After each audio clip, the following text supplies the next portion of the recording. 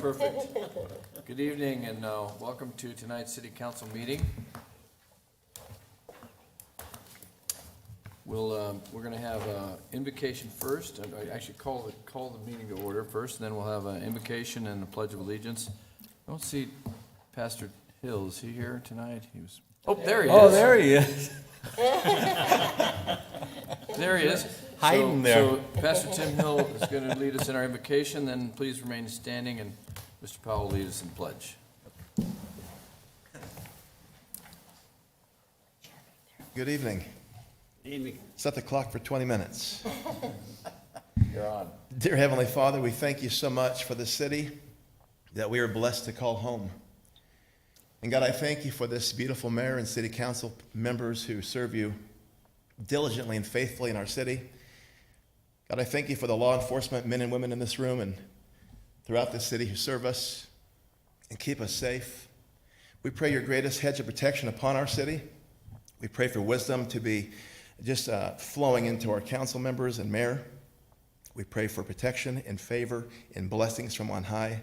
God, we thank you for the city. We pray blessings upon it. In the name of Jesus, amen. Amen. God bless you guys. Thank you. Join me in a pledge of allegiance. I pledge allegiance to the flag of the United States of America and to the republic for which it stands, one nation, under God, indivisible, with liberty and justice for all. Thank you. Thank you, Mr. Powell. Thank you, Pastor Tim. Appreciate you as well. Thank you very much. Bless you guys. Crossroads Church, by the way. All right. Let the roll call show that everyone is present. Donna is present on the phone. So noted. Approval of the minutes. Item C. Yes, let me get my glasses. Okay, on the minutes, C1 is consider the approval of the city council regular meeting minutes from August 15th, 2022. Approve those, except for the record, the Casa Grande Youth Commission minutes of July 23rd, 2022 for the record. Consider accepting the Casa Grande Police Personnel Retirement Board minutes from April 29, 2022 for the record. And consider accepting the Casa Grande Fire Personnel Retirement Board minutes from July 14th, 2022 for the record also. All right, I have a motion and a second. All those in favor signify by saying aye. Aye. Aye. Any opposed? Sorry, Don, I'll wait next time. All right, that minutes pass. Next is claims against the city. Mayor McFarland, I move to accept and pay the claims dated August 10th through August 30th, 2022 as presented.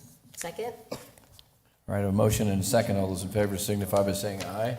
Aye. Aye. Aye. Any opposed? All right, claims are approved. Next is our meeting agenda. Does anybody have any changes to the agenda, adjustments? Stephen, anybody from staff? We have none, Mr. Mayor. Anyone on council? All right, then I'll entertain a motion to approve tonight's agenda as presented. So moved? Second. A motion and a second. All those in favor signify by saying aye. Aye. Any opposed? All right. The meeting agenda is approved. Tonight, we do have a special presentation, and I'm going to allow the chief, he has a couple words he wants to say before the presentation, then Gloria will swear you in. Thank you, Mayor. Mayor and council, obviously, we think anybody that joins our police department are special.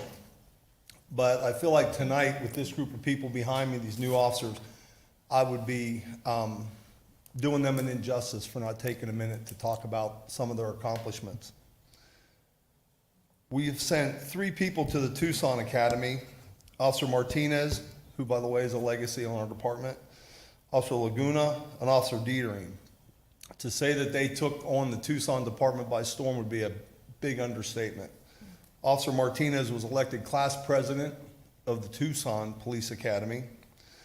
Officer Dietering took top academic and physical fitness awards out of the entire academy, and Officer Laguna was in the top in every category, or close to the top. The only competition that these men found down there were each other. So then during that academy, we sent 4 people to the Gilbert Academy. They had equal amount of success there.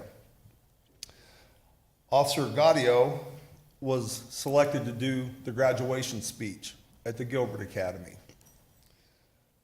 Officer Mejia was selected to be the class yeller at the graduation, which is also an honor.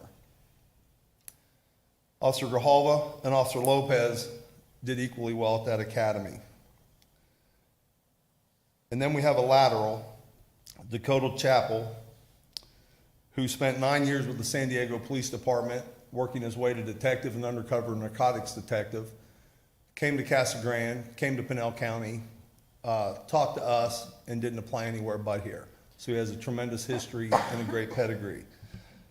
I say this to let council know and mayor know, we're not shy about telling anybody we think we're the best police department in this part of the state. But equally, we think we're one of the best in the state. There's departments that have more toys, more people, but individual to individual, I'll put our department up against any department in the state of Arizona.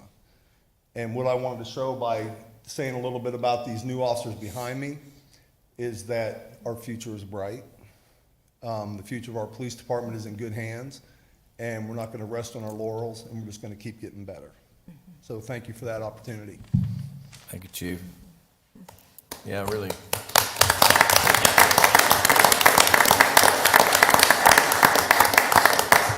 And that wasn't for the chief, that was for you all.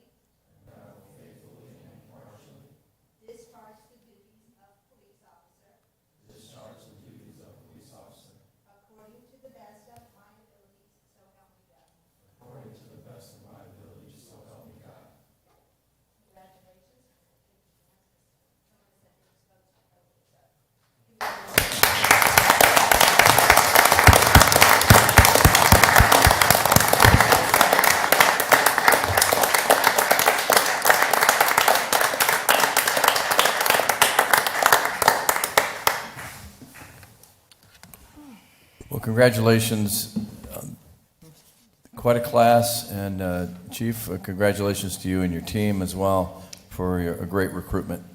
Thank you all.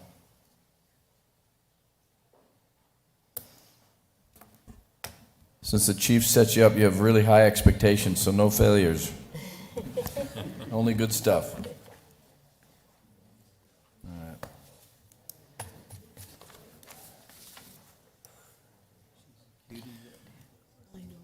On the agenda tonight, we did have, this is kind of a little bit of different, I won't call it a presentation, but we did have our Arizona League of Cities and Towns conference last week. And instead of talking about it in our reports, which we can tend to maybe overlap each other and get some conflict that Brett doesn't like. So instead, we we agendized it so we can talk more about it. So I'm going to start with, well, Jeff, you weren't there, but do you have anything to say about it? Based on all the people who got COVID there, I'm kind of glad I didn't go. Touche. Matt? I did attend. I have a few notes. One of the big, most popular topics was water, as you can imagine, a very precious commodity in the state. A lot of us went to the CAP luncheon, and they're talking about, CAP is one part of the Colorado River issue, and they're said how dire the situation is. And Mr. Powell's been telling us about this for years, and now it seems like the rest of the state has finally realized, oh, we have a water problem now, we're gonna have to do something about it. So they talked about there's no easy solution. And one thing that they said is the local decisions. They're trying to push it down to the local level, and we do have our Save It program we're pretty proud of, and we mentioned that there. One interesting quote is, there is no amount of money to take the place of water in the state of Arizona, which I thought was pretty powerful statement. So we need to go into conservation mode, recycling water. In Pinal County, we need to take control. Then I went to a water seminar after the lunch, and there was a state senator not representing our area who said, almost quote, "We need to quit sending the water down to those people," meaning the people in Pinal County. And Mike Cruz and I said, well, we need to stop sending our milk and produce and ag products up to you then. We didn't say that out loud. But that's the kind of mentality that we're dealing with in the Pinal AMA area. So we need to make sure, and we've had good representation with Steve Miller on the board, and Mr. Powell's been beating that drum for a long time. I know that Bob Huddleston's been doing it, so it's just, it's getting very dire, and so we need to figure out what we're gonna do, and we as a city have been working to do that, and I had an interesting idea. These multifamily projects are coming in, and they do use less water than single-family homes, but I would think it would be neat if one of these projects would step up and be one of the first recyclers of water somehow. I think it'd be a neat idea, and they could sell that as an amenity in one of their projects, is that they're gonna recycle a lot of their water, because they said that's one of the things. And the CAP talked about their evaporation rate was about 16 million acre feet from their canal, because apparently running water doesn't evaporate nearly as fast as still water, from their canal from the Colorado River to central Arizona. And another important thing brought up was infrastructure. The city of Phoenix loses 25 million acre feet a year just due to leaky pipes. So that's another thing that we need to look at. And Casa Grande's unique position because we don't own our water company here. We do work closely with Arizona Water. They're a good partner, but it's just something to think about. So water efficient homes, aging infrastructure, it's just stuff we're gonna have to look at. Another one I went to was a grant opportunity for the IIJA, the Infrastructure Act. There's money out there. Most of it's for DOT, transportation. There's some for brownfield projects, which I know we have a couple small ones here. Broadband, water, transportation, climate, and resilience is one of the key words that's coming out of the federal government. So if we can figure that out. And a lot of this is supposed to go like to our MPOs and to our places like that, our DMOs. So we should be able to get some funding, just have to write the grants. I have the websites, build.gov and infrastructure.org. So I don't want to bore anyone with that, but we have to play to our strengths. That was a big thing, and partner. You know, they said the more you can partner with different organizations, different municipalities, different government agencies, it'll help your odds of that. I went to one on energy that the mayor spoke at, but I'll probably let him cover that since he was on the panel. And the other one that I wanted to talk about was the affordable workforce housing, and the key there that I took away was density.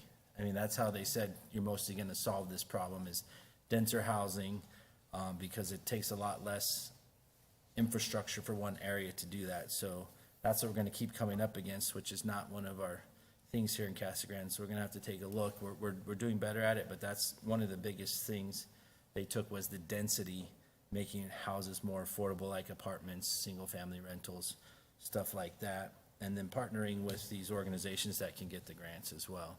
But that would be a government, we'd have to work with him on that. And lastly, one big thing is the electric vehicle, which personally, I think the federal government's putting a lot of money into, and it's not working the capitalist way, but, I mean, that's a big thing, so they're putting all these charging stations and grants, so it's something that we gotta be aware of.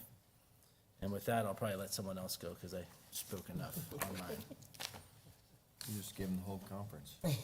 I was only 3 out of the 10 seminars. Mr. Powell? On the water issue, we've had some, the only way we can really get water down here right now is probably bring it from the Mississippi River. They're in flood order right now. They're, Pearl River's 35 feet high, higher than it's supposed to be, and it's doing a lot of damage right now. But the whole idea, there's a guy named Herb Gunther, who was, some people said, you know, that the good Lord was the only one that knew more about water than Herb Gunther did. And he said, and I've stuck by this, a new source of water is what we need. We don't have enough water. We need a new source of water. And he said, without a new source of water, he said, safe yield will never work. And if we continue to take it out of the aquifer, we'll have the Gobi Desert. So what we need to do is get that new source of water. And I had the legislation in Phoenix okay sending it in for a feasibility study to basically what we wanted to do was just quickly, the water in the Mississippi River at Davenport comes down, it's clean water at snowmelt from Minnesota and Wisconsin. And what we wanted to do was put a dam right there that would gather water, especially flood water, and then put it in a pipeline that would go from there for 1,000 miles down to Wyoming and go into the Green River. And the only way you're gonna get water back in those lakes is to flow the water into them. You can't get them full in any other way right now. But you can definitely do that, and that is one of the things I think that they're gonna, if you get that pipeline done, the water will flow out of it and flow right into the Lake Powell, and after that to Lake Mead. And that's the new source of water we need. There's no other source of water around anybody can identify that would really help us get back where we want to be. And we're going to have a little presentation coming up in September on this, but it is the other thing that I wanted to mention was the what is the cost for a charging unit? Does anybody have an idea For what that electric is vehicles? for vehicles? 1,500 to 2,000, they said in the session I was in. Yeah, that's in a In a home home. In a install that didn't have any infrastructure. You're right. If they built it, when they build the house, it's $800 in materials. Right. So if they put a charging station in the wall, 240 volt, when they're building the house, it's $800. Well, I know that's what they had done is is go ahead and one of the things I was concerned about when they were talking about going to electric and whatever, and Glendale, was really something to see, and I know you saw it also, is how it fit. And set on the gas thing, they had 300 or 400 miles they could go down, and they were talking about trying to put areas on the I-10 and I-15 and the different ones, about 4 or 5 different ones.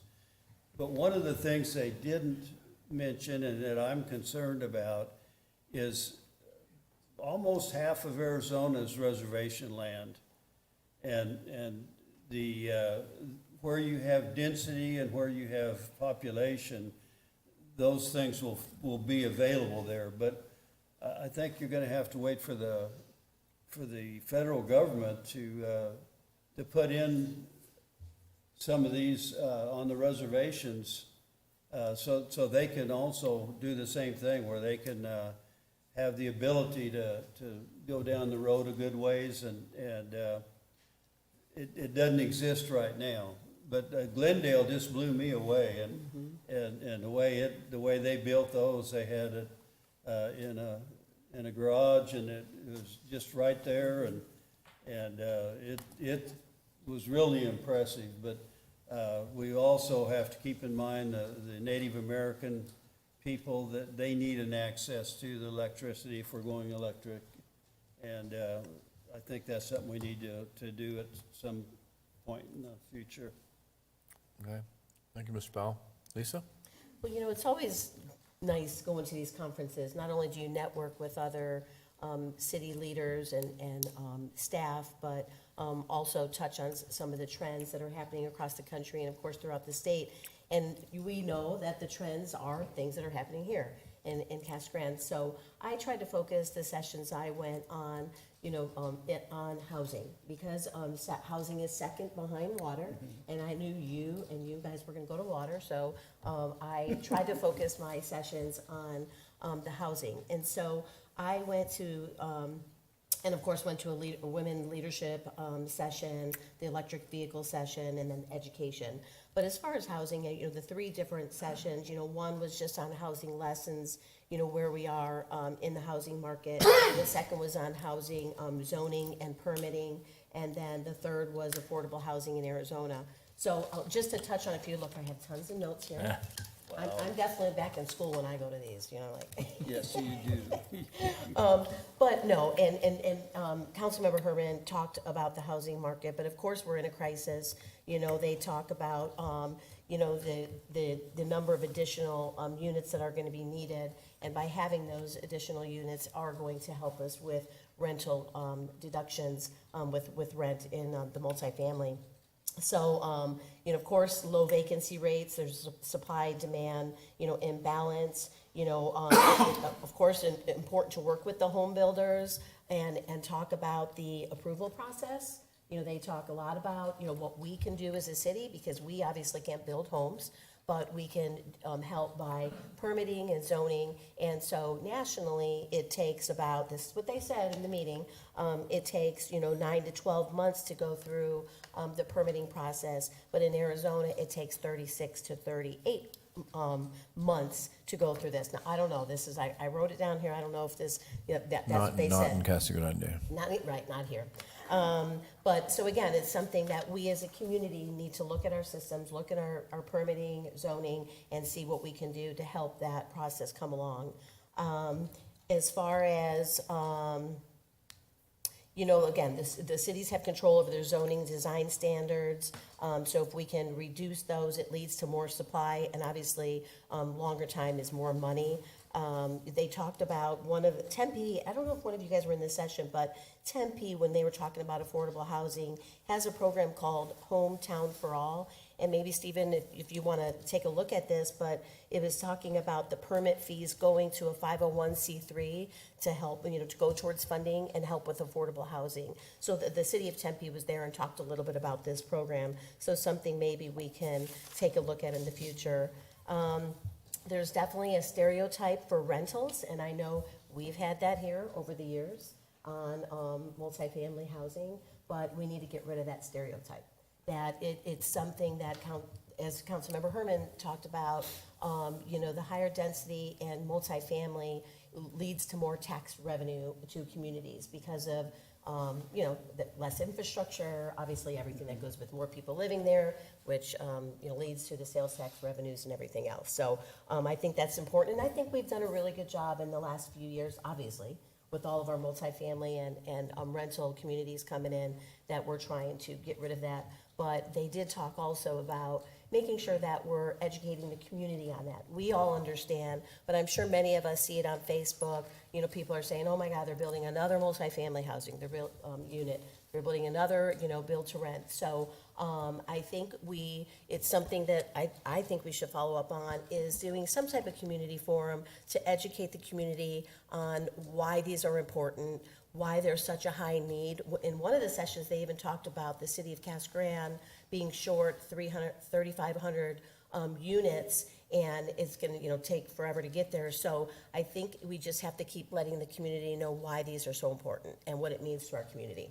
So that was kind of on that one. I know I'm going to try to go through the permitting and zoning. Like I said, talk about where we are with zoning and permitting and how we can do it to streamline the process. But one thing that they of course talked about, the general plan, the three primary tools for planning: general plan, area plans, and zoning. We talk a lot about general plan and zoning, but I really like this, and I don't know if we go through this very often on the area plans. So taking a particular area, and of course we have zoning and everything in our general plan, but help us frame that particular area of our community to what we want to make it. And so big idea, so they were saying big ideas shape cities. So I really would like for us to kind of look at area plans, especially on some of the city owned property. One in particular that we've talked about on Pinell would be great to have an area plan in that area. So so that was that one. The mayor's roundtable. Well, here, no. As far as affordable housing, Councilmember Herman talked about that as far as working, more density makes it more affordable, working with the government on different grant opportunities, and working with builders for them to get certain funding in order for them to make it more affordable. So much more on that, but I don't want to bore you guys, and I'll leave more for you, Bob. And then the mayor's roundtable, the mayor spoke at that for education. And the only thing that I wanted to, obviously it's so important for collaboration, making sure we're working together. And Mayor, you've done such a great job. And I think that what I would like to see coming from that is we're doing that behind the scenes. You're going to meetings, Larry's working with them, but maybe we bring it a little bit more public and try to get the school systems involved in our city council meetings maybe, bringing some of the successes, work with their PIO, which is Jennifer Quartzen now, and bring some of the successes on a regular basis here, since we're televised, and just make sure that people see that we are partnering with the education system more than just going to meetings and everything else. So I guess that's it. There's a few more things, but I'll let it end it there. But it was a great conference, and I didn't get COVID, so far, so we'll see. Just a comment to congratulate the League of Cities and Towns. They do an excellent job of taking what's probably the top 10 issues for Arizona and for the whole Southwest, and providing a variety of training on all those topics. I did attend sessions on water, on housing, and also energy, to include electrical vehicles.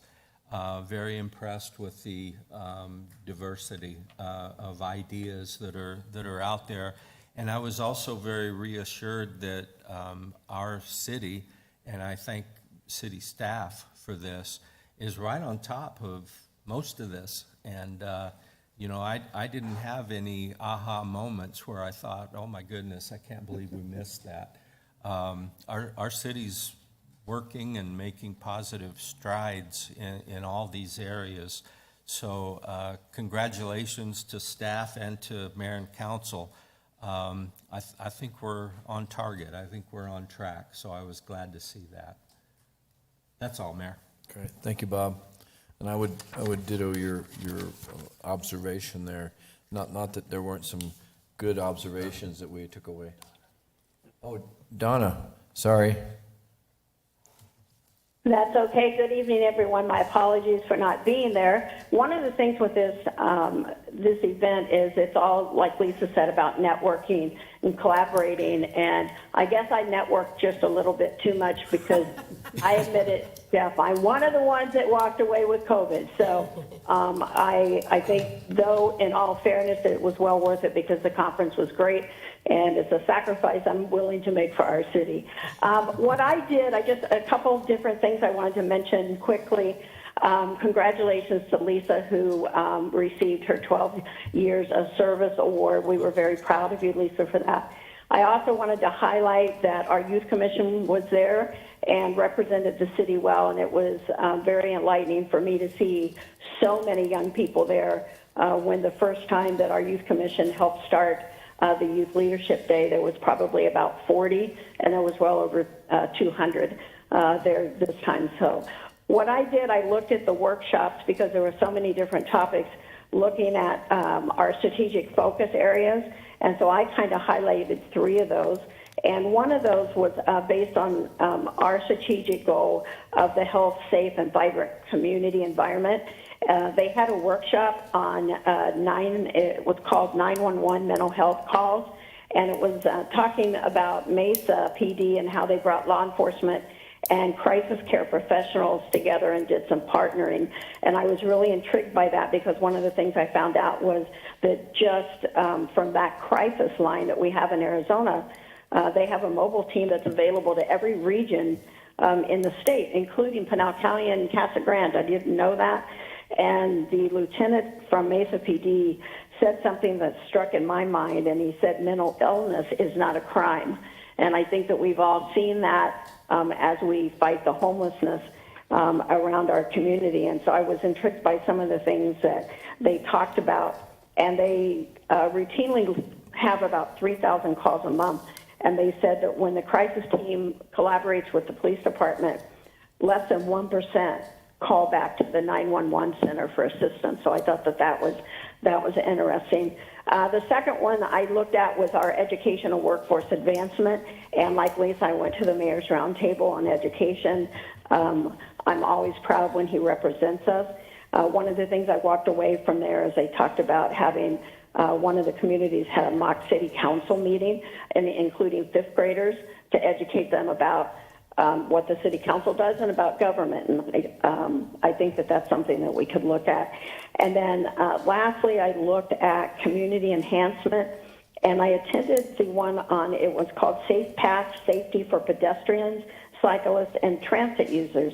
And that intrigued me because of the fact that, you know, we're trying to get a transit system. We're looking at our trails and how we can connect those. And there was some really interesting information about the do's and don'ts when we look at that. And they said that, you know, if we don't connect our main part of the city with a way for pedestrians to get to the bus or for the bike routes, that people are not going to use that. So I'd like to look at that a little bit. And safety was a really big deal during this conversation that we had, and they talked about zoning issues and things like that. So it was, all in all, it was a great conference, and I walked away with lots of knowledge and COVID. So there you go. Thank you. Thank you, Donna. Just a couple of things from me. I also wanted to congratulate Lisa on her 12-year award, and actually Matt was the one that reminded me of that. So Matt, thank you for that.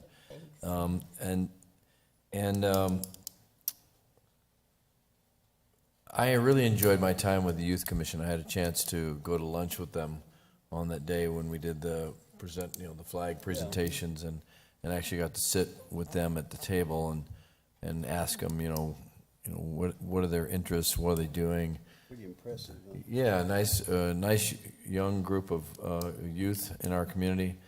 They asked some really interesting questions of me in terms of government and how it works and that sort of thing. So we got a chance to talk about the council and how the council works and even the terms and limits and stuff like that for the council. So it was a good opportunity to meet with them. And then what I'm most proud of was Thursday night. We did the showcase of cities and towns. And there's 91 cities and towns in the state of Arizona. And I will tell you that your city of Casa Grande was the best there.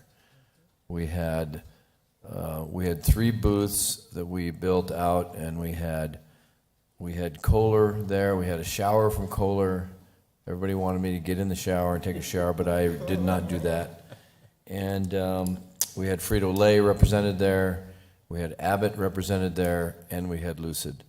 We actually had the Lucid Grand Touring Air there, and it stole the show. So all I can say is that everybody was super jealous. Every other city was super jealous of the city of Casa Grande. So if that tells you anything, then that tells you how well we did. So thanks to the council, thanks to staff, Gloria especially, thank you for all your hard work and coordination. And hopefully you don't come down with COVID, even though you've got it at home. So also, I was fortunate to be on a couple of panels. They asked me to be on the energy and economic development. So it was energy and economic development panel that was super interesting, especially with some of the APS folks that were on it. We talked about how energy relates to economic development and whether energy happens before economic development or economic development happens and then energy. And I said yes, because you can't have one without the other. And so it's a matter of infrastructure. It's really not just about energy, it's about infrastructure. Energy is just one piece of the infrastructure puzzle. And the city of Casa Grande, from a long time ago, from the founders of the city who started our economic development programs, they brought in Hexcel, they brought in Frito-Lay, they brought in Abbott. They really set the groundwork for the success that we see today. It's certainly not all about us. It's certainly not about the current staff. It's about what people did a long time ago to lay the groundwork for the success that the city is seeing today. So if you're not happy about the amount of economic development we're seeing today, you can blame all of them a long time ago. And then I also was the host of the Mayor's Roundtable on education, and it's certainly one of my passions, not the only passion that I have. And it was really good to see a lot of people, a lot of interaction, and really it came down to how do we collaborate as a community, and how do municipalities get involved in education? How do you can't sit on the sidelines today and not be involved in our education system, because without education we have no economic development. We have no workforce. We have no educated workforce. So it's all interrelated and all connected. And that really was, I think, kind of the takeaway for me in terms of the Mayor's Roundtable. Lots of stuff went on. It was a great week, and I think that's all I have to say about it, since everybody else said everything else. So hopefully it was a time well spent. I think it was, personally, for the council. It always is. It seems to me that it's time worth spent, especially considering that your council does go to the breakout sessions. They do go and they participate. Donna McBride has left the meeting. They don't go out and go golfing or go somewhere else. They are at the event, and they are engaged. So, and I want to thank my fellow council members for being engaged. Thank you. Mayor, to piggyback on the showcase, I'll tell you, I'm sure you guys felt the same. You're so proud when people come up, and I'm like, these are all made in Casa Grande. That's right. Even this vehicle right here. Yeah. I mean, it was just amazing. That's how made in many Casa Grande? people were just shocked and, really, this is happening? You have Abbott Labs, you have Frito-Lay? I mean, it was really, Gloria, you guys did a great job, and it really showcased our city, and people, I do believe people were envious of our. I know they were, they told me so. You know, I've talked to some of the people from the other communities, and they can't believe all the industry that Casa Grande has. Yeah, but what's funny is we've had it for a long I time. know. Yeah, And just finally getting the word out there, they finally realize. Yeah. So, anyway, Every year we give out chips, I say, these are made in Casa Grande, and they go, really? I go, Yeah. really? A long time. now we just Anna need, McBride has joined the meeting. now we just need some sour cream and vitamins and, Yeah. Yeah, I let's know. see, a little honeycomb and Tractor Supply, Walmart. Anyway, all right, so let's keep moving here. The next item is our consent agenda. All items listed with an asterisk are considered routine matters and will be enacted by one motion and one roll call vote of the council. There'll be no separate discussion of these items unless a council member or member of the public so requests, in which event the item will be removed from the consent agenda and considered in its normal sequence of the agenda.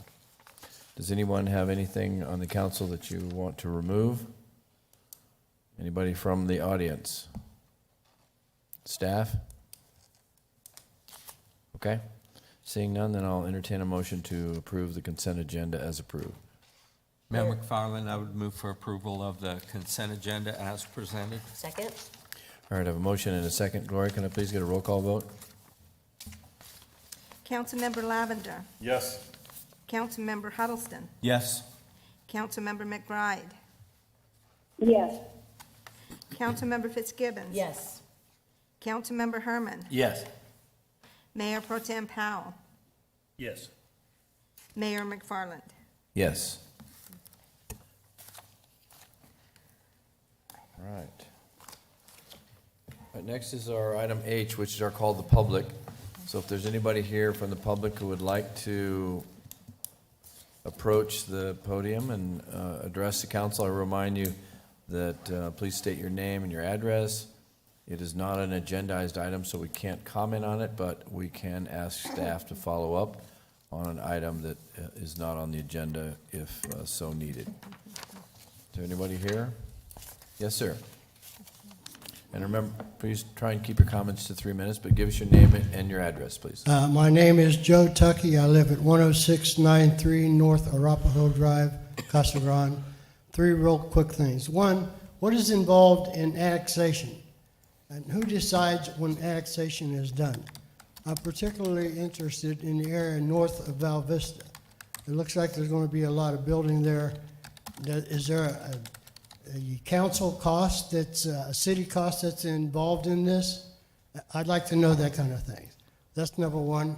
Number two is somebody in the development department notifying the multinational corporations that there's a vacant restaurant that Whataburger used to be, such as a burger, maybe Del Taco or Werner Schnitzel or somebody like that?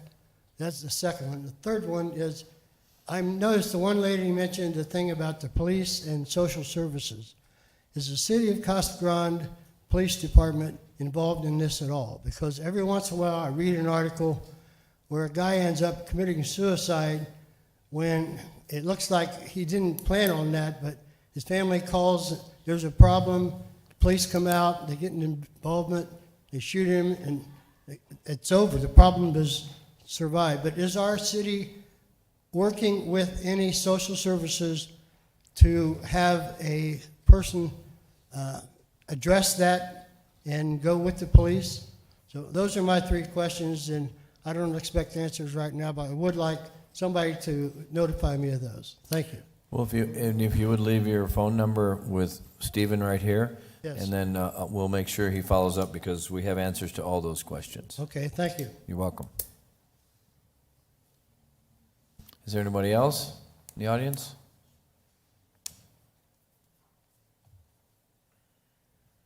Okay. Seeing none, then I'll close the public comments section and we'll move to item I1. This is considering an approval of a resolution for a water reclamation facility. Mr. Mayor, thank you. This evening, I'm actually going to take items I-1 through I-6 and present them as one item, if that's okay with you guys. Sure. I also have the PowerPoint presentation that was done when Brian McBride from Wilson and Company did his presentation at our study session. If we need to look at any of those Clarification. exhibits, we could pull those up. But I'll go through this list and cover all the projects and then let you guys take action on them one at a time, if that's okay. Yeah, that'd be great. Thank you. So all 6 of these items are contracts with Wilson and Company. We found ourselves in a position with a partner that is going to help us design, plan, coordinate, and complete these projects. And this is in an effort to keep our wastewater operations ahead of the growth that we are experiencing today and put us in a position that will hopefully help the city be able to continue to attract new industry, new homes, new restaurants, and other types of development in the area. So with that, we've come up with 6 steps that we're going to need to take to achieve this. All 6 of these are done, we're using the 1P or GPA contract. This is a cooperative agreement that we're able to piggyback on to contract Wilson and Company, and that's because our contracts that we currently have available and are on call don't have the spending limits to cover the amount of money that we're going to be spending with them for these projects. So we've chosen to move forward with the 1 GPA contract. So with that, the first item is the water reclamation facility 6 MGD upgrade project. That's going to look at our current treatment facility, look at the improvements that are necessary to give us the capability to go from 12 million gallons a day capacity to 18 million a day capacity. And this will be a design effort and all these projects are going to cover the background investigation, helping us with procuring the construction manager at risk, if that's the procurement method we choose to finish construction, preliminary designs, detailed designs, permit acquisition assistance, as well as construction administrative and assistance with inspections during these projects. So this first project is a total of $2,774,070, and that does have a $250 contingency, and that's to allow us to uncover anything that we don't know we need to work on as we go through finalizing this effort. So that's contract number 1. Contract number 2 is the West Area Lift Station. This is the lift station project that will locate a lift station on the west side of our current industrial area so that we can collect all those new flows that are coming in from the new industries, and then we will be pumping that back to our wastewater treatment plant. It gives us other options in the future to take into consideration as far as how the city grows to the west, but this is our by far our best option moving forward. And that contract with a $50,000 contingency is $599,740. Project number 3 is the West Area Force Main project. So from that wastewater lift station that we just described, we will have a force main that will run all the way back to the plant. And that design effort for that is $1,729,165. And there's a $150,000 contingency with that. Project number 4 is the effluent reuse pipeline and recharge project. So this is in an effort to achieve up to 10 million gallons a day disposal opportunities for our treated effluent. We are looking at recharge opportunity in partnership with the mine just south of the evaporation basins that SRP has just north of the railroad tracks. And we're also looking at a effluent delivery line. That line will go down Bianca all the way down to the Santa Cruz River. That'll give us an opportunity to have a discharge permit to discharge into that river. We're hoping we never reach that point because we'll be delivering that water to other users or find other recharge capabilities. That project is $1,640,855. And again, that has a $150,000 contingency in it as well. Project number 5 is the West Area Interceptor Sewer Project. And that project is the collection system in the industrial area that will collect all the flows from the different industries, take them to that new lift station, and then into the force main back to the plant. That project is $479,135 with a $40,000 contingency.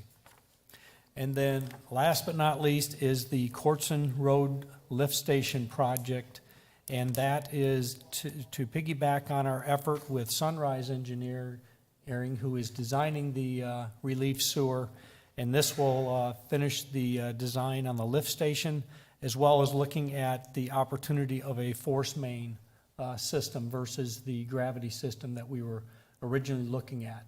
We found some real cost savings with this effort and think it's going to give us a lot of flexibility with construction through that entire corridor and impact the public the least during this project.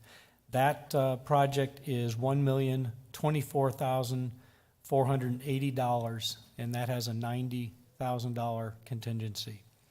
Now, all of these projects were approved as part of the ordinance that took into consideration all of our capital improvements, and each of these projects have been confirmed that we do have the funding available for these projects in this year's budget. So with that, I'll pause and answer any questions. So Kevin, and this is for design and construction management engineering services, right? Only, it's not construction. This is the design and then the construction management. That's correct. Okay. Construction will be separate contracts that at the appropriate time when we feel we need to bring the, if it's a construction manager at risk that we end up moving forward with, they'll come on to develop the GMP, and then we'll bring that project back and then start that construction. Okay. And it'll probably be like So we'll see these again? Yes, you will see all of these again. Because I think the total project was like 40 million, was that it? Yeah, we were just under 40 million, and this evening, including these projects and everything else I have on the agenda, it's about $13 million worth. So we're not to the finish line yet. 7, yeah, okay. All right, thank you. Matt? Oh, no. Go Bob first. Bob, go ahead. My first question was exactly that. What do these total up to? And my second is an observation. These are all delivery infrastructure, are they not? Yeah, so it's our delivery system, lift stations to support that, as well as the improvements to our wastewater treatment plant to give us that additional 6 MGD capability. Oh, okay, and that So was this is the- our plant expansion as well. Yeah. That was the first one? Yes. The big one. Okay, gotcha. Yep. Okay, I knew we were doing that, but I must have missed it because I thought, I know we're doing all this, but what about the plant? I knew that was on the list, so. I got confused 3 times today rehearsing this stuff, so. Yeah, this also includes the reuse pipeline back down to the Yes. industrial park. Yes, all good stuff.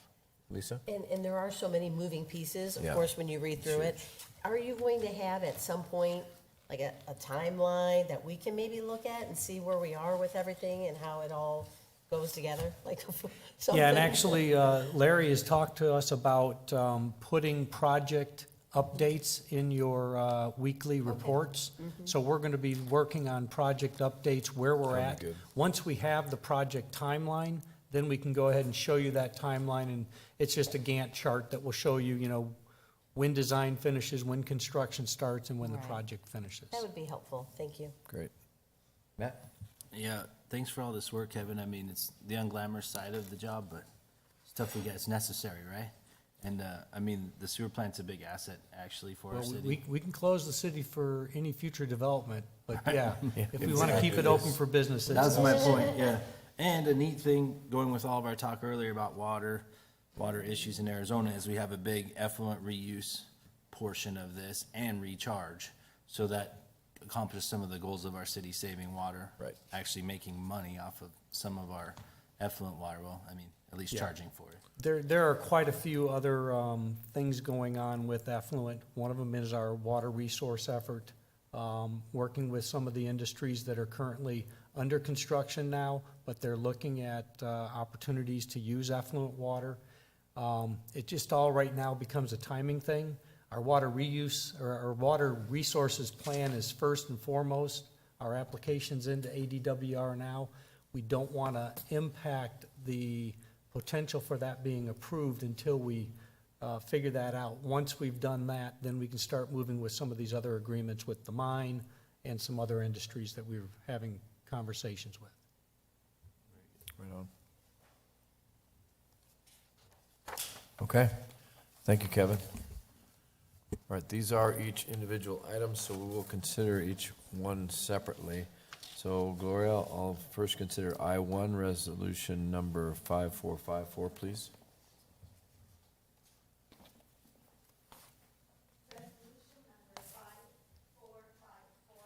A resolution of the council of the city of Casa Grande, Arizona, accepting a proposal from Wilson and Company, Inc.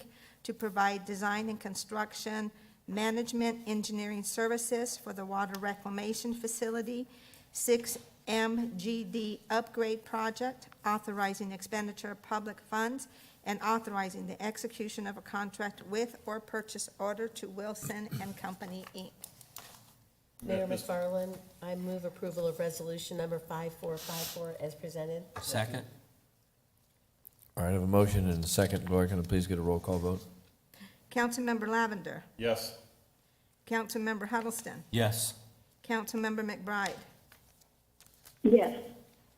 Councilmember Fitzgibbons, Yes. Councilmember Herman, Yes. Mayor Pro Tem Powell, Yes.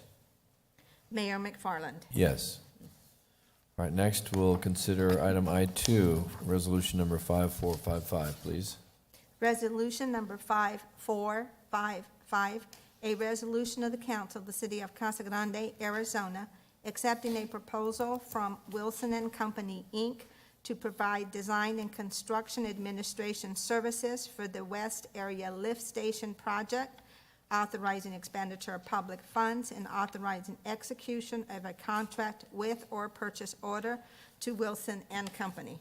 Mr. Mayor, I move to approve resolution 5455 as presented. Second. All right, I have a motion and a second. Gloria, can I please get a roll call vote on I-2? Councilmember Lavender, Yes. Councilmember Huddleston, Yes. Councilmember McBride, Yes.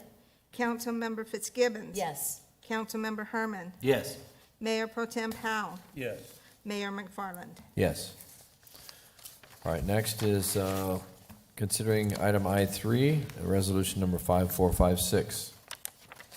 Resolution number 5456, a resolution of the council of the city of Casa Grande, Arizona, accepting a proposal from Wilson and Company, Inc. to provide design and construction administration services for the West Area Forest Main project, authorizing expenditure of public funds and authorizing execution of a contract with or purchase order to Wilson and Company, Inc. Mayor McFarland, I would move for approval of resolution number 5456 as presented. Second? All right, I have a motion and a second. Gloria, can I please get a roll call vote? Councilmember Lavender, Yes. Councilmember Huddleston, Yes. Councilmember McBride, Yes. Councilmember Fitzgibbons. Yes. Councilmember Herman, Yes. Mayor Pro Tem Powell, Yes. Mayor McFarland. Yes. All right, next is considering item I-4, it's resolution number 5457, please.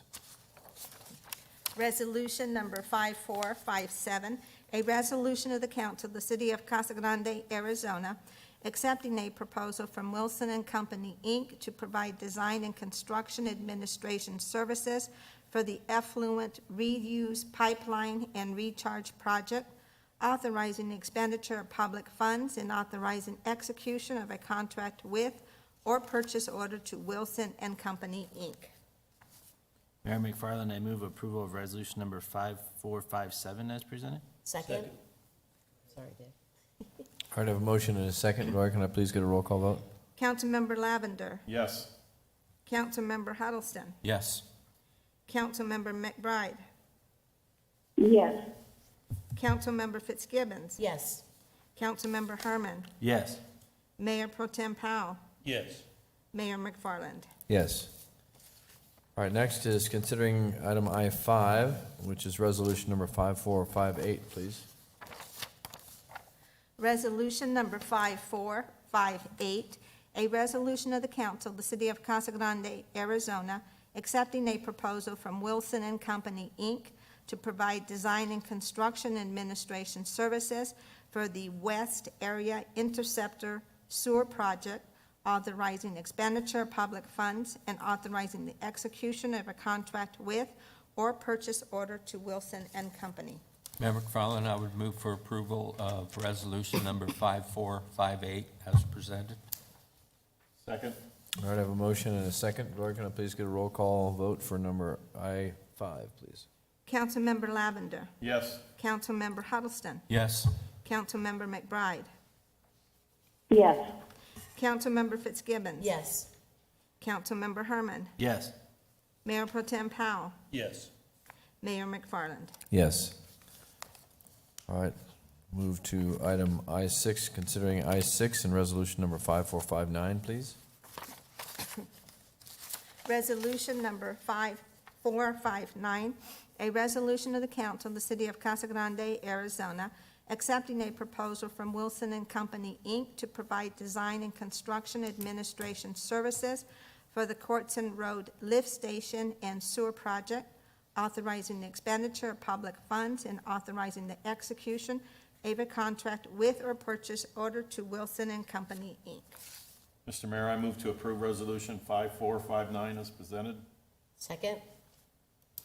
All right, I have a motion and a second. Gloria, can I please get a roll call for item I-6? Councilmember Lavender, Yes. Councilmember Huddleston, Yes. Councilmember McBride, Councilmember McBride, Yes. Councilmember Fitzgibbons, Yes. Councilmember Herman, Yes. Mayor Pro Tem Powell, Yes. Mayor McFarland. Yes. All right. We'll move to a new one here. This is I-7. Kevin, this is you also, resolution 5448. This is on our airport fuel farm improvements. Thank you. Staff recommends that the mayor and city council authorize the city manager to execute a contract for professional services with Wilming Construction for the CMAR project the construction of our fuel farm improvements at the Casa Grande Municipal Airport in an amount not to exceed $820,235. We've been working with Wilming to price this project out, of course, with all the increases that we've been seeing just across the board with materials and equipment. At the end of last year, we realized we just hadn't budgeted enough money to handle all the cost overruns. So they worked diligently with our staff to come up with some cost-effective ways to get us to a guaranteed maximum price to get us the equipment we need to continue to provide a high-quality fuel service out there for our airport users. This is one of our main revenue streams at the airport, as well as our rentals from our T-hangars. Those are the two main revenue sources that support the airport. So not having this in place obviously would impact the cost of continuing to operate the airport. We did have these projects approved in this year's budget, and they were part of the ordinance that approved them so that we're able to pass this by resolution. So budget has been confirmed, so with that, I'd be happy to answer any questions. Again, this is just to provide construction management, right? This is to construct the new tanks. Oh, to So construct. this is to finish that project. Okay, all right. Great. Anybody else have any questions? Yeah, Bob? Kevin, are these underground tanks? No. No, both these existing tanks are above ground, and they will remain above ground. Okay. Any other questions? All right, thank you, Kevin. All right, Gloria, then I'll consider a resolution number 5448, item I-7, please. Resolution number 5448, a resolution of the Council of the City of Casa Grande, Arizona, accepting the proposal from Wilming Construction, Inc. to provide construction manager at services for the airport fuel farm improvements, authorizing expenditure of public funds, and authorizing the execution of a contract. Mayor McFarland, I move approval of resolution number 5448 as presented. Second. A motion and a second. Can I please get a roll call vote, Gloria? Councilmember Lavender. Yes. Councilmember Huddleston. Yes. Councilmember McBride. Yes. Councilmember Fitzgibbons. Yes. Councilmember Herman. Yes. Mayor Pro Tem Powell. Yes. Mayor McFarland. Yes. All right, move to the next item, I-8, and consider approval of resolution number 5449. This is a Caterpillar landfill compactor. Thank you. Staff recommends that the mayor and city council authorize the city manager to execute a purchase agreement with Empire Southwest LLC for an amount not to exceed $1,247,325 for the purchase of the 836K landfill compactor. And that includes a total maintenance and repair coverage on that machine, which is the service level that we currently have with the existing piece of equipment. So staff has been looking at the replacement of this vehicle, and it was scheduled for 2024. And as we've been working through this process with Caterpillar and looking at everything that this industry is having to deal with, there is no guarantee that we would have a vehicle if we ordered it in 2024 within 18 to 24 months after that. And if you look at the age of our piece of equipment, we would have gone past the useful life of the first life of that piece of equipment. We did go through a detailed evaluation of whether we could rebuild this existing piece of equipment. And because of the costs associated with the materials that we need to do that full rebuild and get a second useful life, it just didn't make cost-effective sense. So we did do that evaluation, and refurbishment just was not an option that we could look at that would save us any money. We're also purchasing this vehicle now versus in the future because the increases of cost of these pieces of equipment are continued to skyrocket, and we were able to get them to hold this piece of equipment for us. So we did experience a cost savings with this purchase of $394,740 purchasing this 2023 model versus waiting for the new models to come out and rolling the dice on when we might be able to see delivery on those, a new model. So that, the TM&R contract is a total maintenance. It's a bumper-and-bumper maintenance program. The maintenance on this piece of equipment, obviously it's our most expensive and largest piece of equipment at the landfill, and quite honestly, the most important piece of equipment. The environment that works in is just, it's amazing. And so breakdowns happen, and we know that. But from our past experience with several other pieces of equipment, including the one we currently have, the TM&R bumper-to-bumper agreement for maintenance has really paid off when we look at what our historic costs had been and what they could be. This is definitely a cost-effective program that we want to take advantage of. So this project was budgeted in this fiscal year, and so with that, I'd be happy to answer any questions. Go ahead, Jeff. Kevin, what do you see as the life expectancy of the new equipment? Typically, we're going to see 5 years on a piece of equipment like that. So at the beginning of year 4, we will start to look at where are the trend lines and where we think we're going to be at that end of year 5. And like with this current machine, we started to see some things that we just didn't like. And when you look at the cost associated with some of the maintenance associated with some of the things we were seeing increase, it was scary. So we do look at the end of life at that year 4, start of year 4, so we've got that 2-year left, and that's when we start to make those decisions. I want to commend you for thoroughly looking at this and saving the city $400,000. I can't take any credit. Our fleet supervisor, Ryan Whitty, and our superintendent, Ron Rouse, who's with us tonight, they spent a lot of time, as well as his operational staff out at the landfill. This was not an easy decision to make. We had the support of the finance department as well as our city attorneys looking at these contracts. So it's not been an easy process to get through, but we're finally there. Thank you. Hey, Kevin, looking at this, I know we've talked about rebuilding a lot, and just the amount of money we're not getting for the trade-in. I was wondering, because I know the compactor is very important, can't break down, and I know they're hard, you can't just get one to use when it's broken down.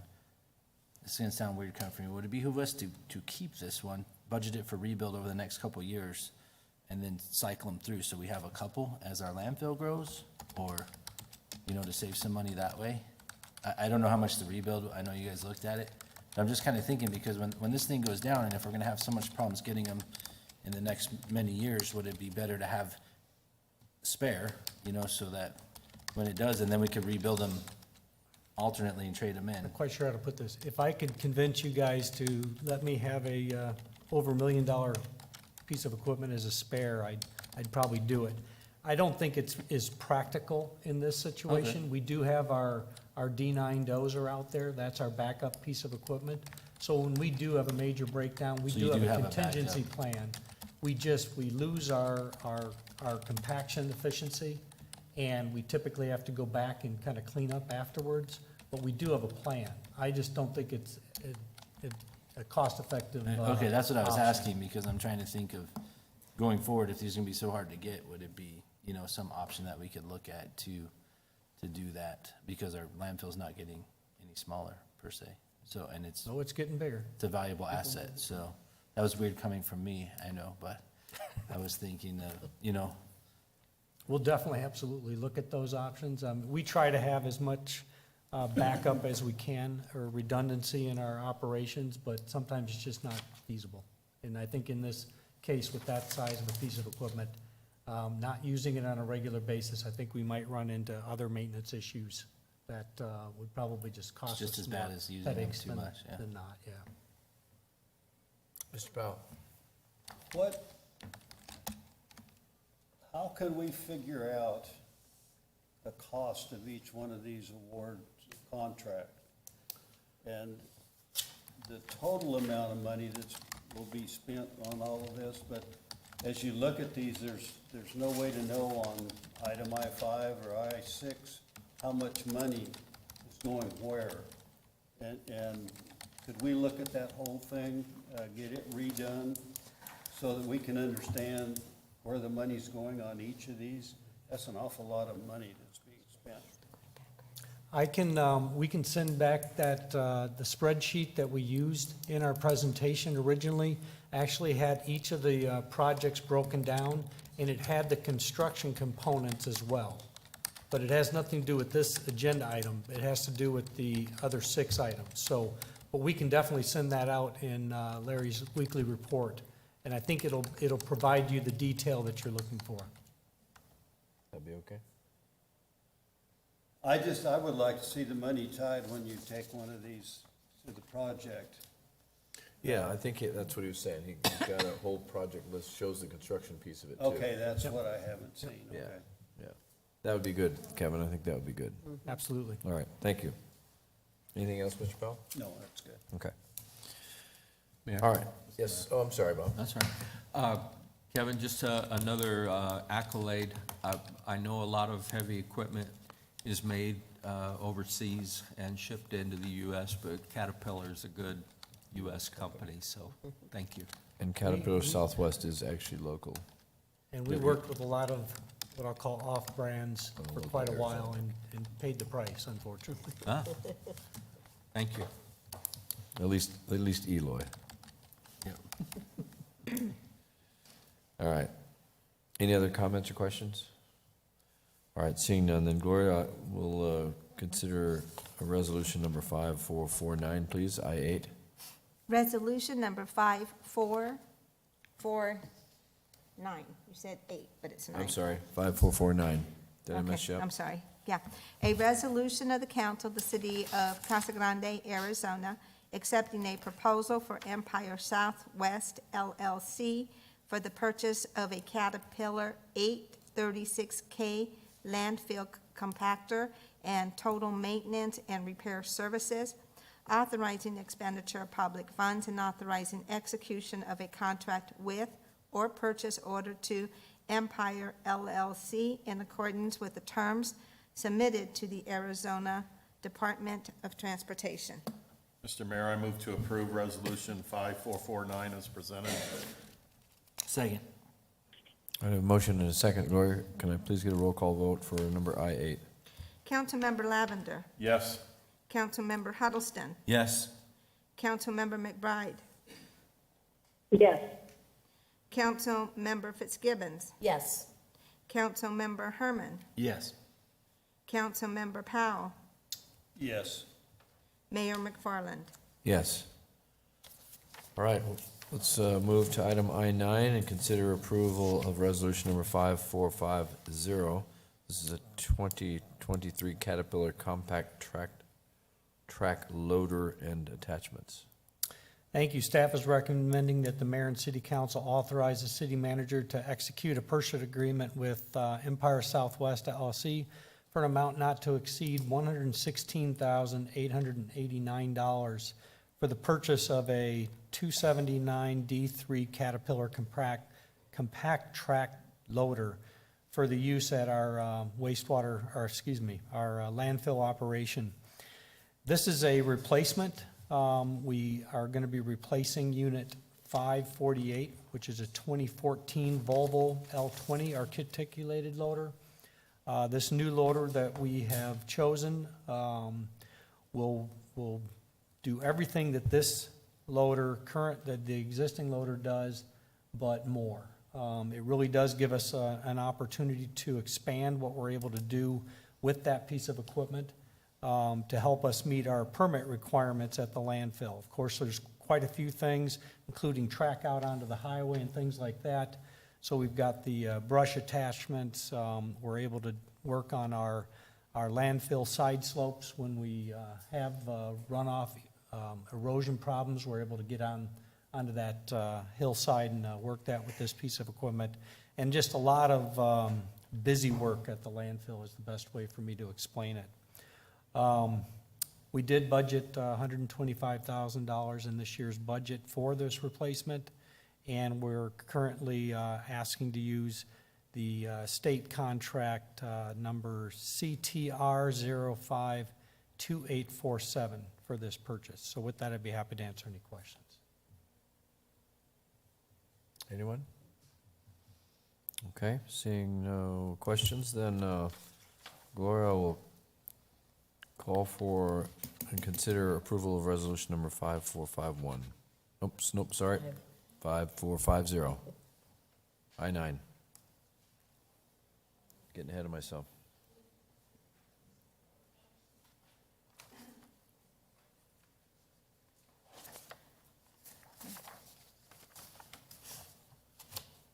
Sorry, I'm trying to locate my roll call sheet here. I don't know where it vanished to.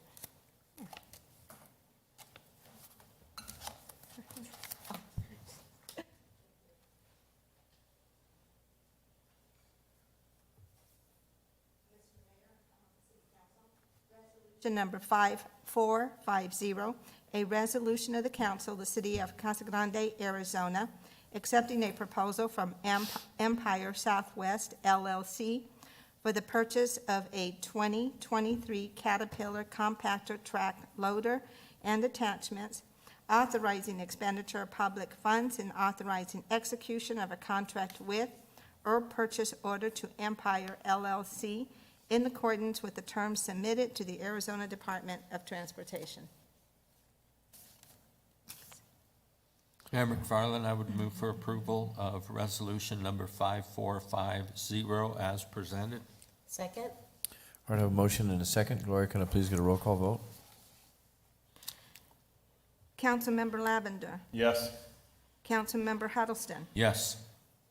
Councilmember McBride. Yes. Councilmember Fitzgibbons. Yes. Councilmember Herman. Yes. Mayor Pro Tem Powell. No. I would like to see a price by each one of these before I approve it. There is a price, you just mentioned it. It's in the RCA. Yeah, it should be in there. 116,889.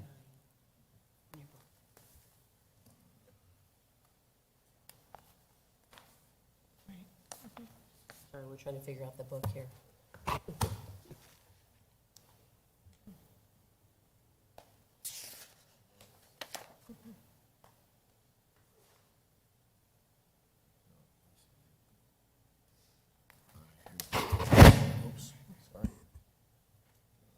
don't have to have it right now, obviously, but I'd like to get that.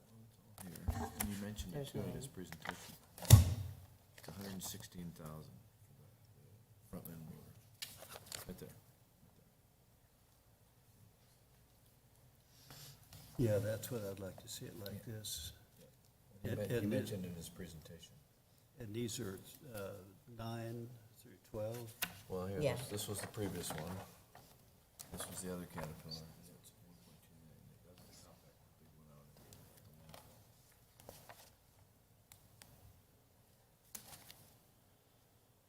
Mayor McFarland.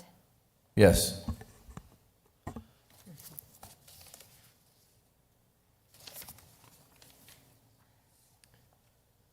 You okay with your vote, Mr. Powell? What's that? Your no vote? I'm going to leave it as a no vote until I can put it together. Sure. Okay, all right, no problem.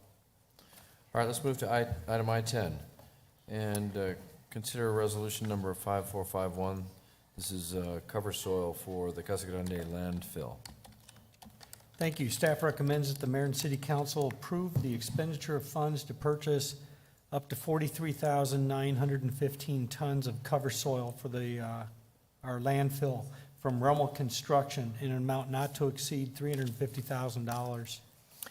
Of course, our requirement at the landfill is to cover our waste with 6 inches of soil at the end of each day. This is something that they take very seriously, and of course, we are starved when it comes to soil. So we do not have an excess of soil out there, so each year, this is our annual purchase.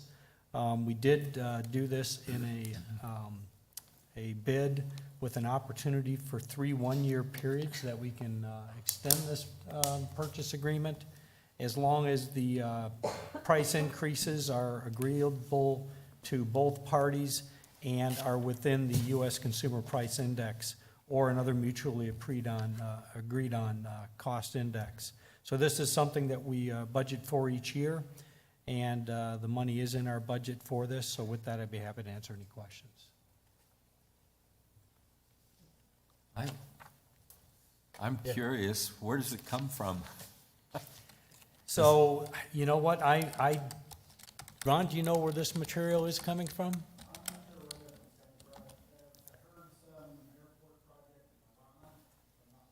I was just curious. I know, right? When It's you gotta be a need big dirt, hole somewhere. when you need dirt, you can't find it. When you need to get rid of it, you can't get rid of it. That's always the story, so. Thank you. All right, any other questions or comments? All right, seeing none, I'll consider a resolution number 5451, please, Gloria. Resolution number 5451, a resolution of the council of the city of Casa Grande, Arizona, accepting a bid from Rommel Construction, Inc. for cover soil for the Casa Grande landfill, authorizing expenditure of public funds and authorizing the execution of a contract. Mr. Mayor, I move to approve Resolution 5451 as presented. Second. I have a motion and a second. Can I please get a roll call vote, Gloria? Councilmember Lavender. Yes.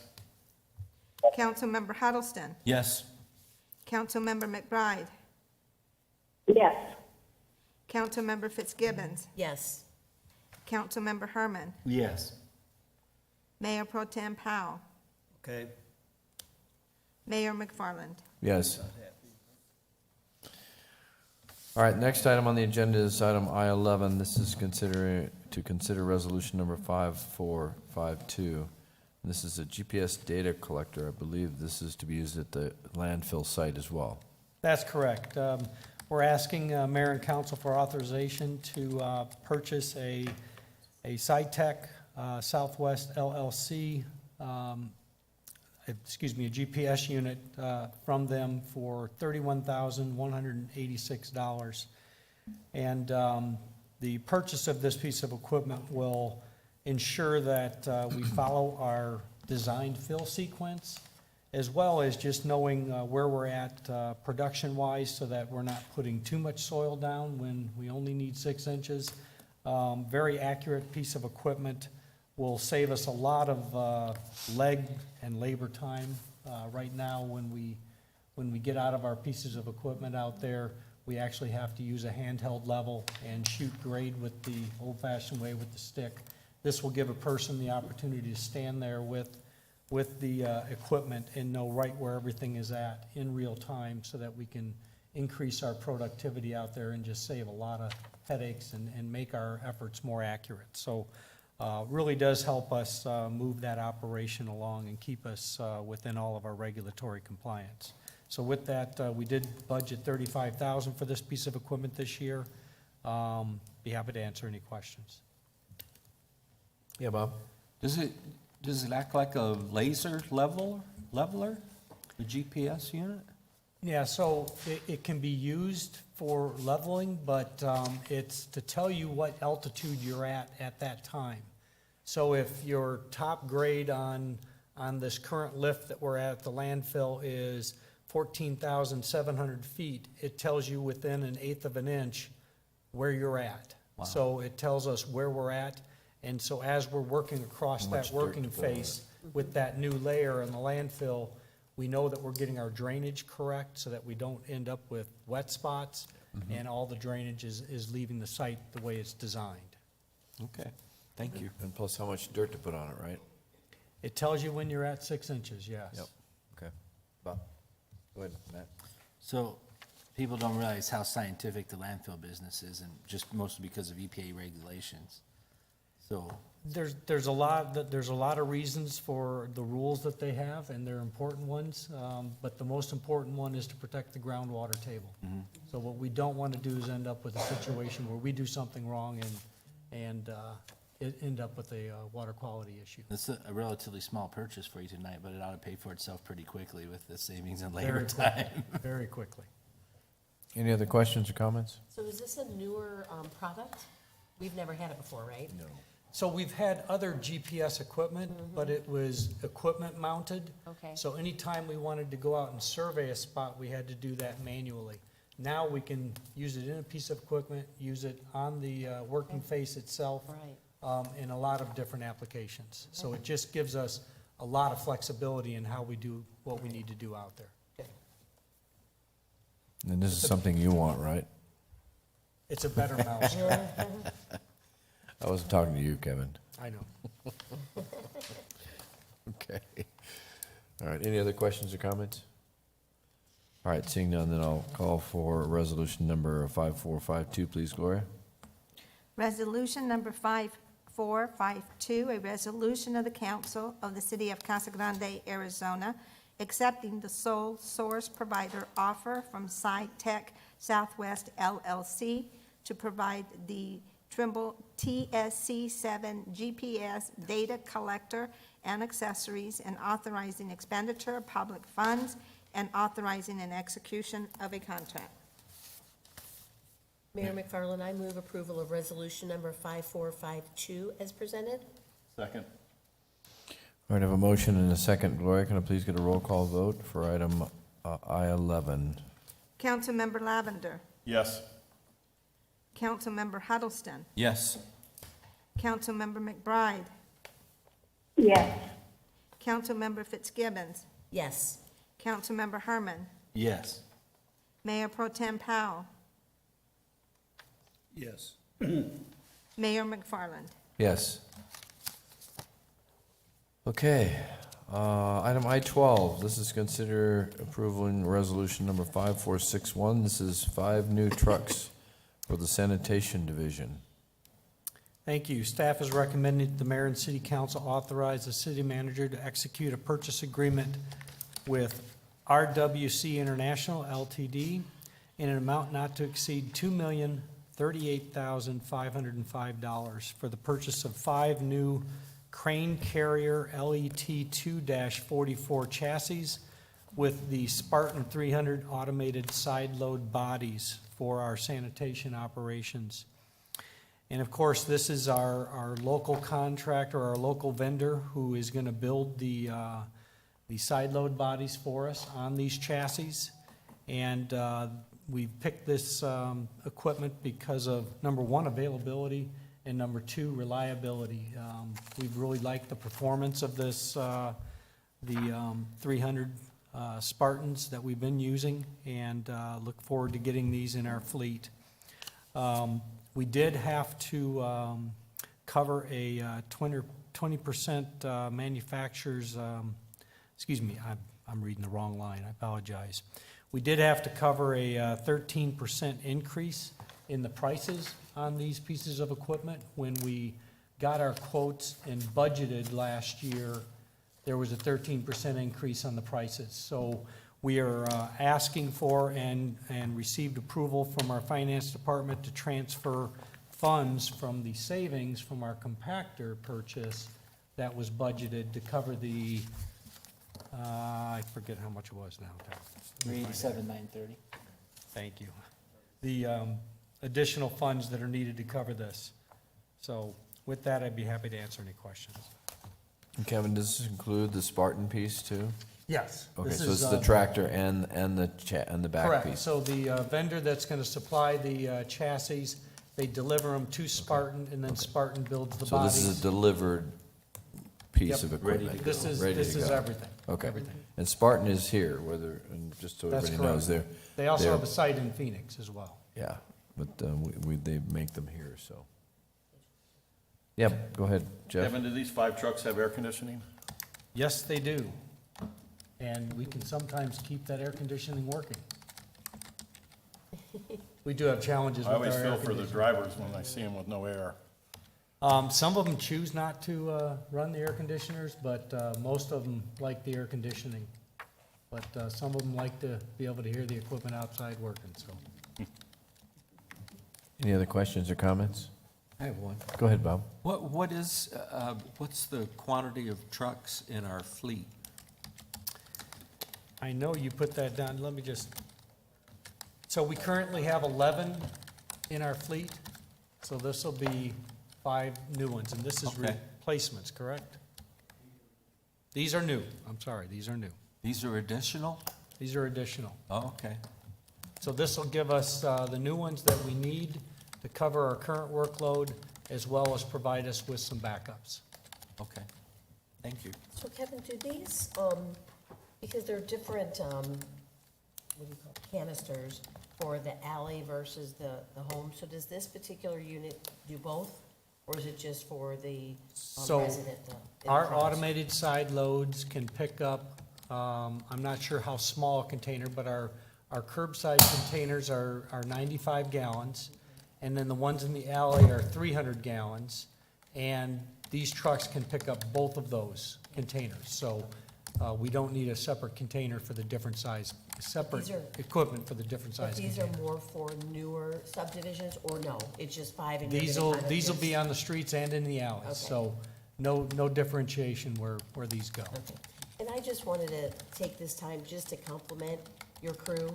You know, I live in a more mature neighborhood, and the alleys, and you know, they just do such a good job. And it gets so frustrating sometimes when you go in that alley and people are, you know, they cleaned up your area, and then someone just comes and dumps stuff, and, you know, they're so good at, I've seen them get out of their vehicle or the truck and do whatever they can to move things. I mean, those trucks go through a lot in those alleys especially. Well, and our uncontained trash crews that use the rear loads really do a great effort at trying to keep those alleys They clean. really do, really, really do. So I just And wanted we've to had- compliment them and thank them for that. That's tough. We've also had great success working with our code enforcement officers. Mm-hmm. When we get the right information, we're able to sometimes take care of some of that illegal dumping. Yeah. Or the people who are just not being the most courteous when it comes to how they maintain their alleys. So we have had some success there. Yeah. Anyone else? Okay, thank you, Kevin. All right, so that is, we'll consider resolution number 5461, item I-12. Please, Gloria. Resolution number 5461, a resolution of the council of the city of Casa Grande, Arizona, accepting a proposal from RWC International LLC for 5 new trucks for the sanitation division, authorizing the expenditure of public funds, authorizing execution of a contract with or purchase order to RWC International LTD in accordance with the terms submitted to the Arizona Department of Transportation and authorizing the transfer of funds. Mayor McFarland, I would move for approval of resolution number 5461 as presented. Second? All right, a motion and a second. Gloria, can I please get a roll call vote? Councilmember Lavender. Yes. Councilmember Huddleston. Yes. Councilmember McBride. Yes. Councilmember Fitzgibbons. Yes. Councilmember Herman. Yes. Mayor Pro Tem Powell. Yes. Mayor McFarland. Yes.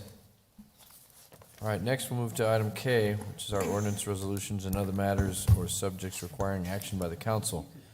We have one item here, this is item K1. This is considering approval of resolution number 5460, which is the 22-23 consolidated fee schedule, amendment number 1.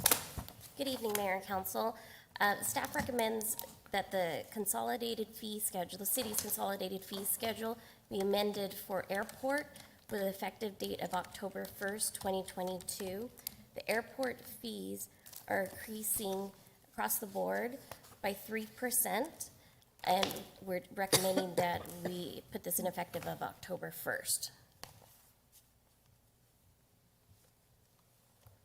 Any comments or questions from anyone? This was run by the airport board, and they all reviewed it and all that good stuff. That's correct. It was ran by the airport board on December 28th, 2021. Okay, all right. Okay, any other comments or questions? So, and then this will take effect on October 1st, is that? That's correct. Okay. Anybody else have any questions or comments?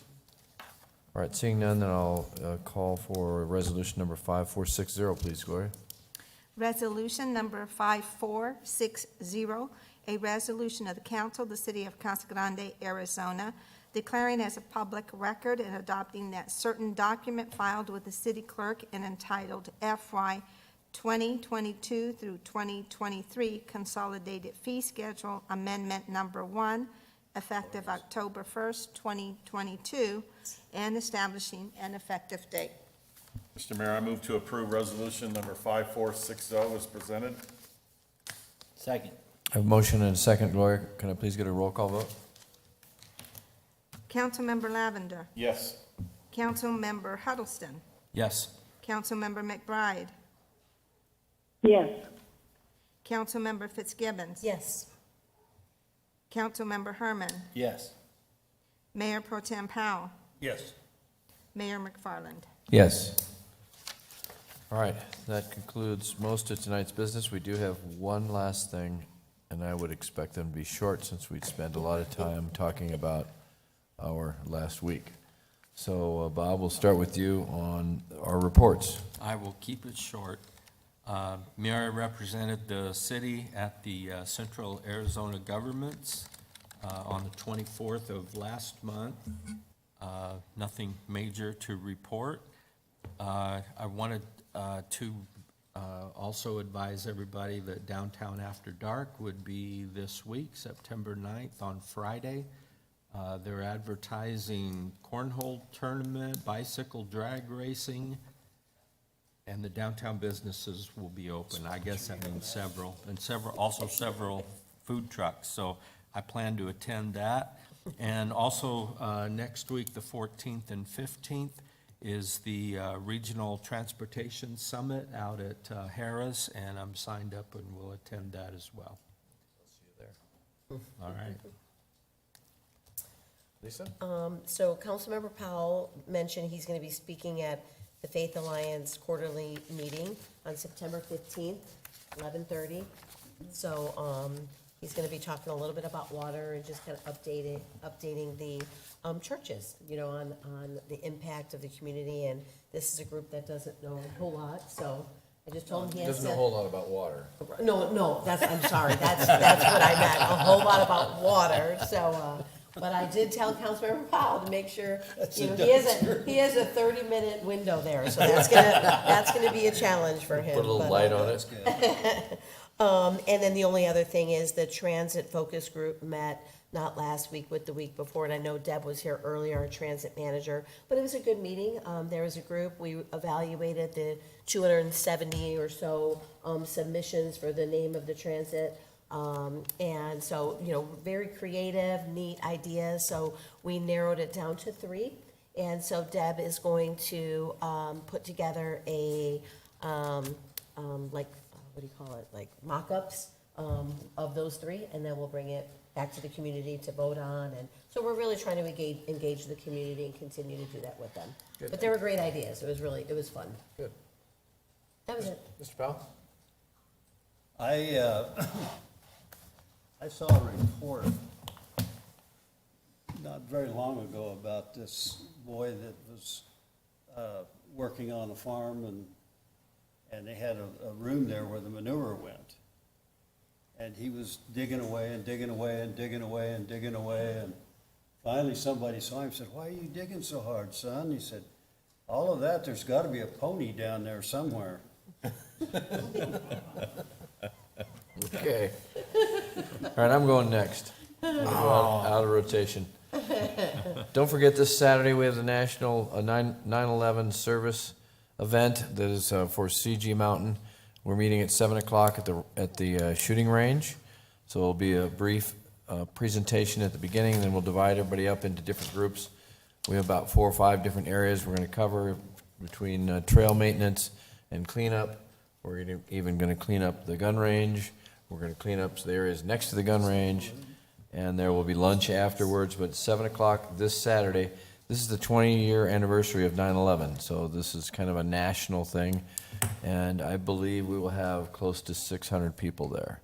So it is a well-attended, and if you want to sign up, go to justserve.com, and if you punch in 9/11, it'll take you right to the event.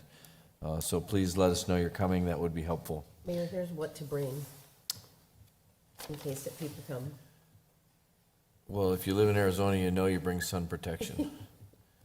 Closed-toed shoes, gloves, and pickers if you have them. So, other equipment will be available. The city's going to supply some equipment as well, especially the bags and the trucks and stuff to collect all the items. Pinal Partnership Breakfast is next Saturday, and it will be... Saturday? No, I'm sorry, next Friday, the 16th. And it's going to be at the Maricopa Public Library, and it's going to be on the Pinal Regional Transportation Authority, Proposition 469, that'll be on the ballot. So if you want to be educated on that, show up. And then the Casa Grande Chamber Biz Outlook Luncheon is next Friday, also on the 16th at 11:30, and that will be at Francisco Grande, and the guest speaker will be Lucid. So they will have a car there, so if you'd like to see the car, come on out or sign up for that event. It could be interesting. I have not driven one. Matt has. Matt has, yeah. I have. Yeah, see these guys. Did have. you? Look at these Yeah. guys. When did you do that? That's all I have. Matt? I didn't buy one. That thing that they had, we were invited to. You must so- have them. The Patriot Day of Service is for Patriots Day this Saturday. I went to a meeting this morning at 8:00 a.m. because the Youth Commission is in charge of parking along with the JROTC. And I also want to say the high schools are cooperating to paint the CG emblem on the mountain, so there's a lot of logistics involved to get 80 gallons of paint up there. No, 120. Or no, it was 80 plus 40, yes, so 120 gallons. of paint. But I was at the meeting this morning with Scott McEwen, who's You have to heading be a this billy up goat to get up there. from the LDS Church, and he pointed out to me that Mike Edwards from Public Works Department, right? Parks and Rec, I'm sorry. Mike Edwards from, I always get them mixed up. Mike Edwards from Parks and Rec, Aaron Walter from Parks and Rec, and Stephen Weaver have been very, very helpful, instrumental getting this going. I'm sorry, Mike, I do that every time to Mike Edwards. But they were out there this morning. The shooting range will be closed for this project, just FYI. And they have signs posted, everything. So it's going to be awesome, and there's lunch provided as well at the end from Dr. Wayne Tompkinson and his crew.